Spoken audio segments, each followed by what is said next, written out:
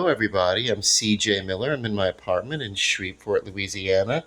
This is the Aloe Vera Saga, starring Steve Prime, Steve 2, of course, co-starring Lyle and Lance.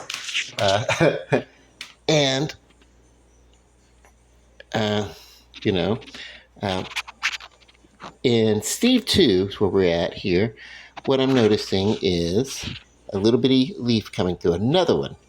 So that's cool. The leaf that came through a couple of weeks ago is really thriving, and there's another little leaf peeking through. Uh,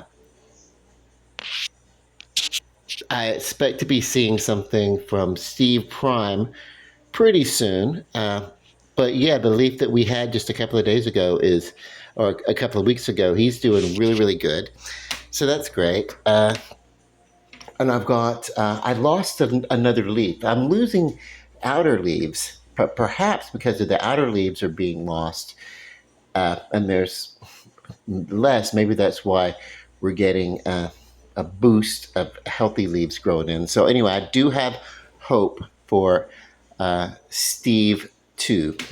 Now I have him bordered on, with support, and then even this leaf, I want to have a little bit of support. This is the aloe vera that came off that I lost, and what I want to do is I kind of want to give a little between the two leaves, the two healthy plants. I kind of want to put this leaf here to where they're leaning against each other. I don't want their thorns of those leaves to like incidentally cut into each other as they're growing. So I don't mind if the broken leaf uh, gets cut or pricked or something like that. But yeah, um, this is maybe an instance where maybe it's a learning. I lost some of the plants that came with Steve too, as I tried to plant too many in one, and maybe they were too small for a transplant, and so that's cool. But I did get to save Steve too, so that's kind of cool.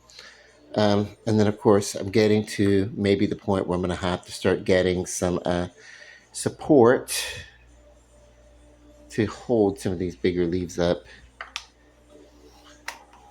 Let's see what I can do here. Still using some of these handheld, maracas. That should do for that. Um, and of course, I'll want to come in and I'll want to check every once in a while, because I don't, even as that what I have against here are the leaves that are broken off, but I don't want healthy leaves really against these rocks, because I don't want too much of a heavy roughness as they're growing and learning. Uh, but I have them kind of turned towards the sun a little bit, and maybe I need to maybe take some of these and kind of find a way to support them.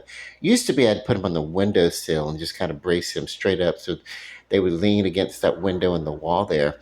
Um, but I don't know. I don't know. I don't know that I want to take the risk of doing that, because I don't want there to be any, chlorophyll or anything like that, uh, incidentally on the wall to, taint the wall and turn it to green or something like that. That's one of the reasons why I don't do like English ivy, ivies, because I don't want, uh, stains on the wall from plant, you know, deposits or whatever. So whatever. But anyway, love you guys. I wanted to catch up. Aloe vera, aloe vera saga. Love you. Truly, love and light. And I do believe that plants, maybe they don't interpret emotions the same way but they have security, and they feel when there's distress. They send out chemicals, they react to those things. There's scientific evidence for it.